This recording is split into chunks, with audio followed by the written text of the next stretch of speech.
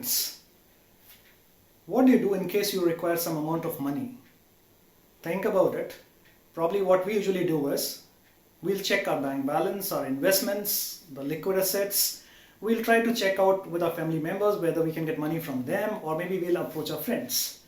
Approaching a financier and paying interest on it would be the last option.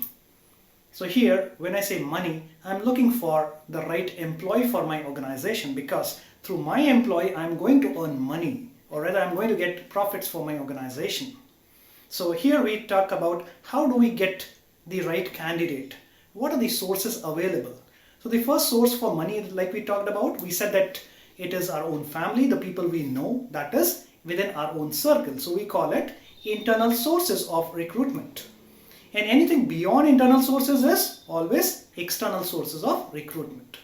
So what are these internal sources of recruitment? The first source that you can think of is succession planning. So in case there is a vacancy for a managerial post, we already know that there are people at the post of assistant manager. So they happen to be second in line, and hence I know that they will be my talent pool. The second thing that I can think about is that we already have the inventory of talent in our organization. So all the employees that we have in the organization, we already have a record of their skill sets. So from the skill sets, I can find out who are those people who are fit for this particular job. Again, I can have my internal job postings. So within the organization, I've got a bulletin, I've got a notice board, I've got mailers coming in. So there I can always add up that these are the vacancies that are available, and people who are interested, they can always apply for it. Then we always have a lot of development programs happening in our organization. A lot of training happens, right? And so we have a lot of scores of those development programs with us. So based on those scores, we can always find out the ones who have been currently performing very good for the required skill sets. So again, I can find people from there. What more can be done? So we can talk about employee referral. So I can talk to my employees and say, look, can you suggest me a co-worker who is fit for this particular job? And so I can again have a pool of candidates with me within the organization. So what are the advantages? See, when I was asking for money from my own circle, the best advantage I had was, see, it was cost effective. 2, it was quite fast processing. 3, I was sure that I'll get money from here. So the same thing applies over here for internal sourcing also. So here, the cost is very low. We find it very efficient. It is very fast to get people. And then we already know the people. So we don't spend time in culturizing those people or inducting the people. So the cost on induction of employees is saved. And we already know that they are culture fit. They already know how the organization functions. And so I find it easy to manage the internal employees. Now, what are the disadvantages? A lot of inbreeding happens. The same kind of things are happening and nobody's ready for change. We're not ready for the market. The fresh things coming in the open market are missing here. We need a lot of training also.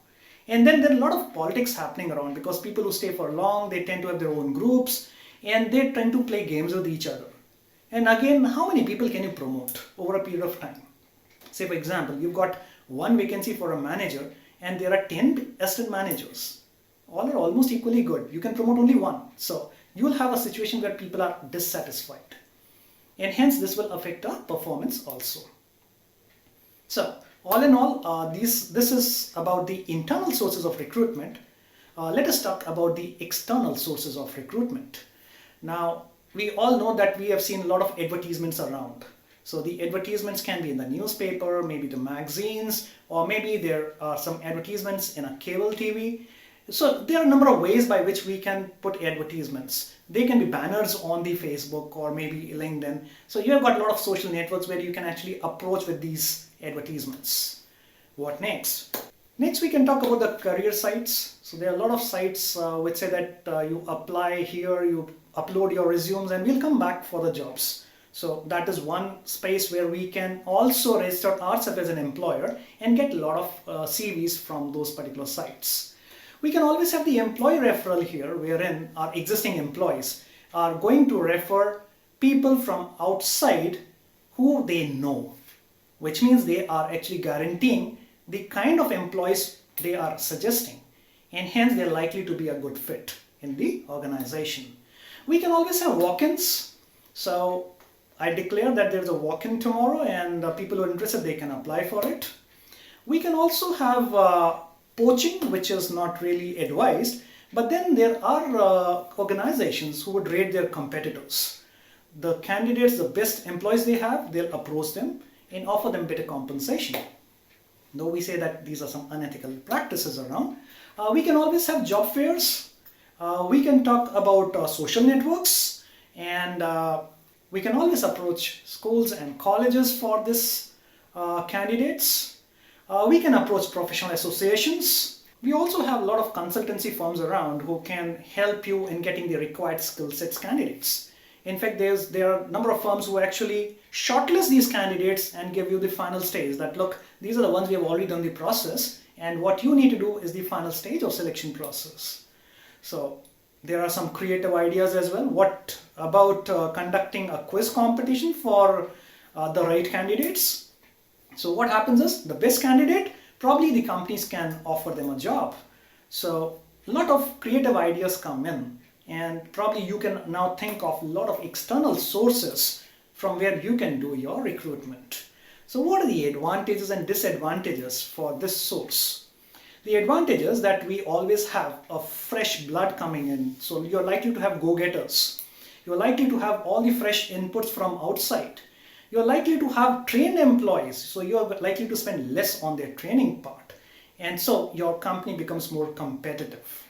And you're likely to survive better as compared to others. But the disadvantage is also there. You always have that particular fear that your employees may not stay, because they might be looking for better opportunities as well. The existing employees might feel bad that because that in spite of their presence, you are actually hiring people from outside. So these are some of the advantages and disadvantages of the external source of recruitment. So a lot depends on the context as to what you actually need, and what is the situation in which you are looking forward to the talent pool. Happy learning.